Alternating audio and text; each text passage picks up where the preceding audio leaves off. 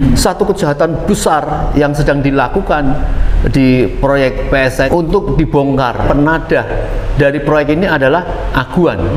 Penadah proyek ini adalah Antoni Salim. Dan apabila pemerintah tetap nekat memaksakan masyarakat usir-usir, dilakukan kezaliman seperti itu, mereka akan meminta merdeka, membuat negara sendiri.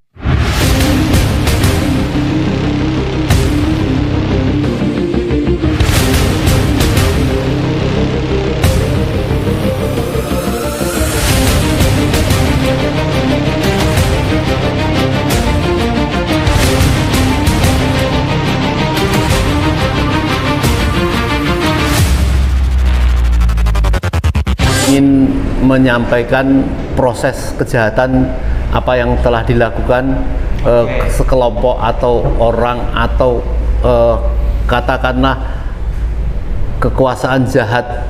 Kalau Pak Narko mengatakan ini kita berhadapan dengan oligarki biadab gitu ya. Tetapi yang terpenting bagi kita rakyat Indonesia tentu mendesak ya kepada Presiden, sudahilah persoalan ini. Persoalan kejahatan tentang PIK 2 yang bahkan dibungkus dengan PSN itu sudah tersohor di seluruh dunia tentang persoalan misalnya pemagaran laut ya dengan bambu di pantai itu sudahlah ini selesai gitu ya. Karena mau diangkat-angkat seperti apa ya, ini memang kejahatan. Satu kejahatan besar yang sedang dilakukan di proyek PSN ini atau PIK 1 entah PIK 2 dan sebagainya itu sangat mudahlah untuk dibongkar karena toh akhirnya penadah dari proyek ini adalah Aguan. Penadah proyek ini adalah Antoni Salim. Penadah keduanya ini sudah membangun suatu kekuatan kekuatan menjaring ekonomi dengan curang, yaitu pada perusahaan Pani ya, memilik kedua itu. Maka bersumber daripada seorang presiden ya, yang menurut Bapak Dr. Mulyadi adalah kita mempunyai presiden yang telah dikirim Allah dari penduduk neraka gitu. Ini utamanya akibat dari banyak pengkhianat, banyak rakyat juga yang tidak peduli terhadap penyogokan, kejahatan, dan lain sebagainya.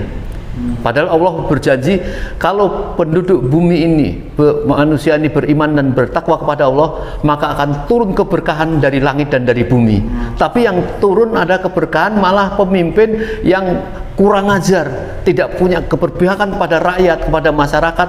Maka kita mendorong dengan terjadinya perubahan presiden dan pernyataan-pernyataan Prabowo untuk melakukan suatu pengejaran terhadap orang-orang yang jahat dan orang-orang yang korupsi.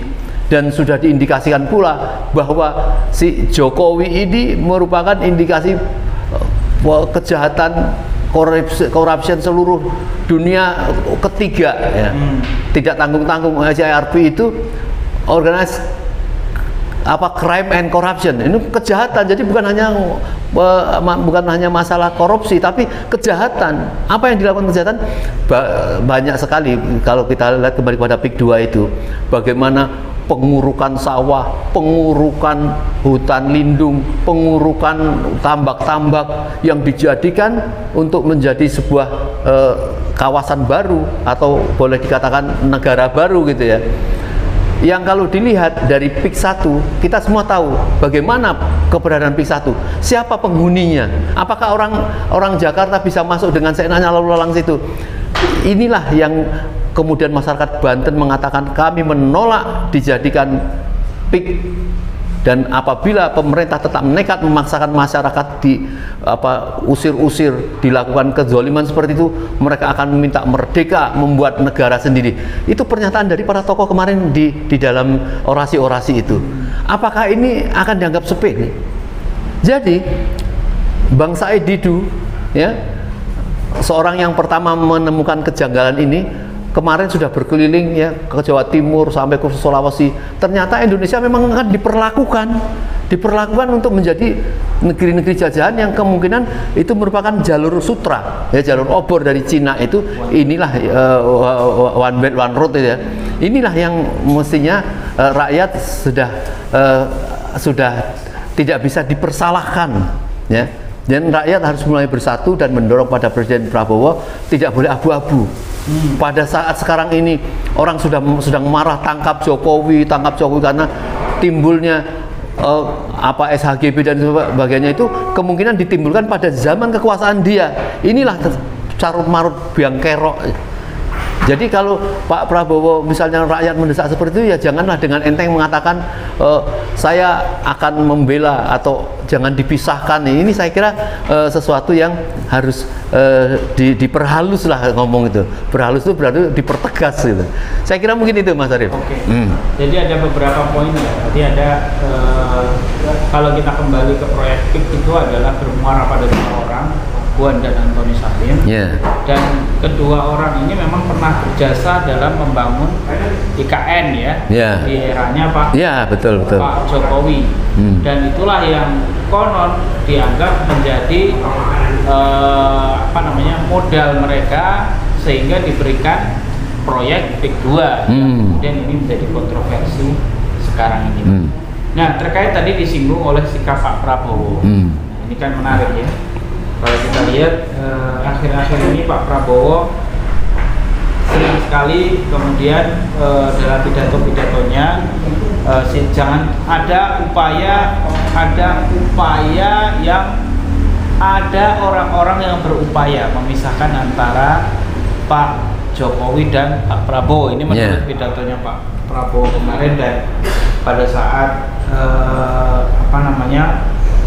pidato yang terakhir, yaitu dalam pidato di Gerindra ya, Kongres Gerindra, beliau juga menyebut-nyebut bahwa kemenangan Pak Prabowo itu didukung oleh Kim dan didukung oleh Presiden ke-7 Joko Widodo. Nah, bacaannya nih, ketika kita melihat seperti ini, kita kaitkan dengan PIK 2.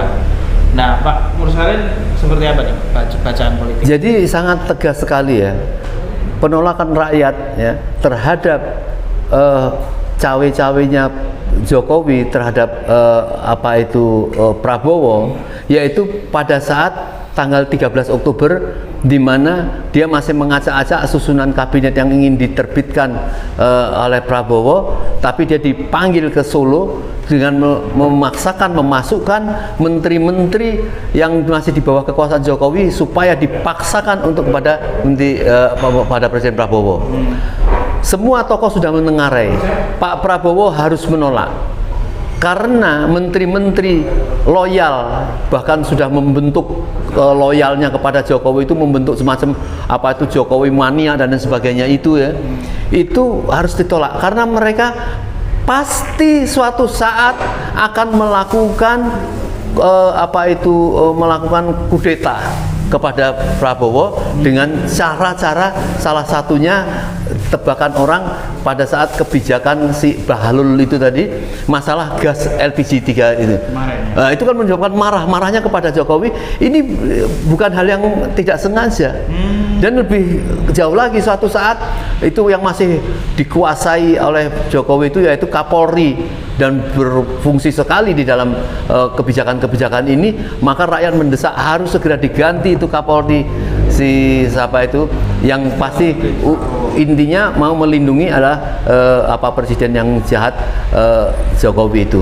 Maka kembali kepada masalah PIK itu, pengakuan si Aguan sendiri mengatakan saya babak belur membangun IKN, tetapi orang sudah menduga apa kompensasinya. Ya PSN PIK itu, PSN PIK itu coba bayangkan itu, apakah si Aguan ya China katanya itu membawa uang dari sana ke Indonesia kemudian untuk membangun-bangun, atau itu uang dari kejahatan mengumpulkan, menekan rakyat dengan tanah yang harga 50.000, 30.000 kemudian dia dijual menjadi 30 juta, 60 juta. apakah itu bukan suatu kejahatan yang terang benderang gitu ya? Oleh karenanya itu saya kira sudah saatnya lah, sudah terbongkar semua ini persoalan-persoalan PSN ini, hentikanlah ya.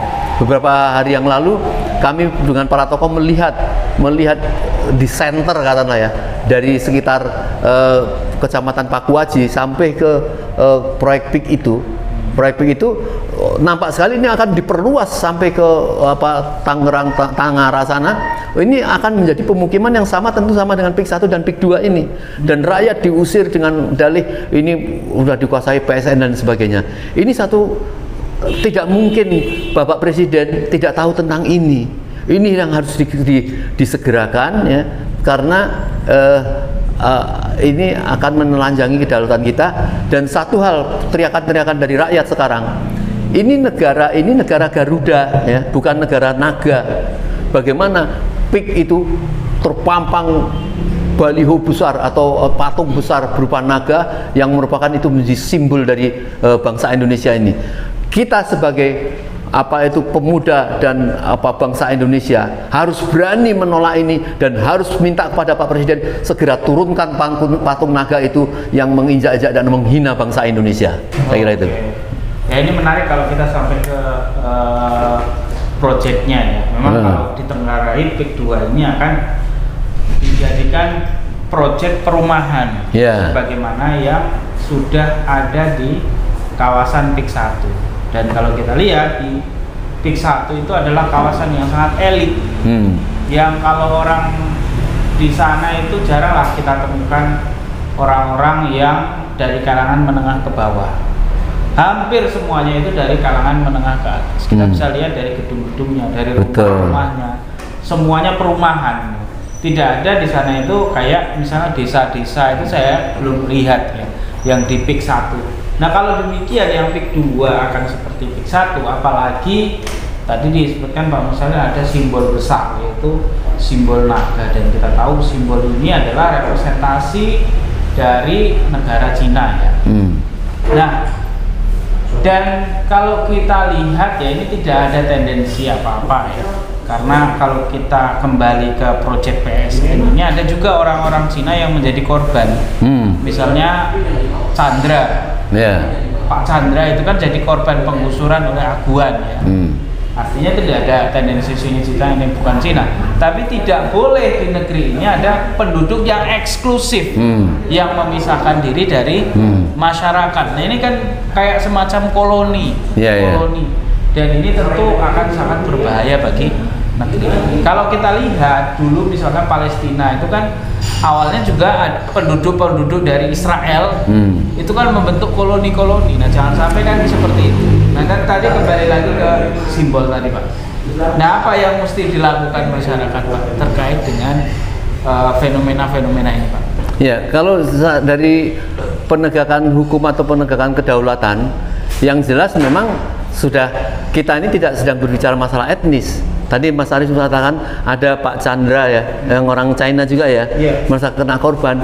Berarti ini kita menghadapi suatu kejahatan kemanusiaan, kejahatan yang tidak boleh ada di Indonesia, yang apalagi akan menjajah-jajah keadilan dan persatuan dan kedaulatan. Maka itulah yang ditolak. Saya kira kita seluruh bangsa Indonesia, walaupun di dalamnya ada orang China yang sudah menjadi warga Indonesia, semua menolak. Jadi kalau kita menolak kekuasaan Aguan dan lain sebagainya, itu bukan berarti kita menolak bangsa China yang sudah menjadi Indonesia. Kita bersama-sama ya untuk mengusir kesombongan. Sedangkan patung naga itu, saya dengar Mas Arief, itu konon patung naga saja itu dibawa dari China, katanya dipotong-potong kemudian disambung-sambung. Ini kan memang sebuah kesengajaan untuk melakukan penjajahan dan membuat sebuah negara dalam negara di Indonesia ini. Karena kalau kita bicara masalah itu, China itu, waktu saya ke sana 10 tahun yang lalu, 2013 atau 2014, itu ketemu orang China mengatakan penduduknya di sana itu waktu itu kok 1,1 atau 1,2 miliar. Sekarang ini dikatakan sudah 1,5 miliar, dan itu sudah tidak ideal. Mereka membutuhkan tempat baru yang menjamin kehidupannya bagus, rumahnya bagus, pekerjaannya bagus. itulah yang ditawarkan oleh pemerintah China untuk bagi orang-orang China yang akan dari daratan mau ke Indonesia. Itu kalau itu benar, saya dengar cerita seperti itu. Artinya ya sekitar 10 tahun yang lalu lah kita tahu perumahan-perumahan kapuk di Jakarta itu ada suatu yang sangat istimewa, di mana di bagian utara rumah itu menghadap ke pantai, dia mempunyai kapal-kapal persiar, di pintu bagian belakang itu dia jalan-jalan mobil langsung masuk ke Jakarta dan sebagainya.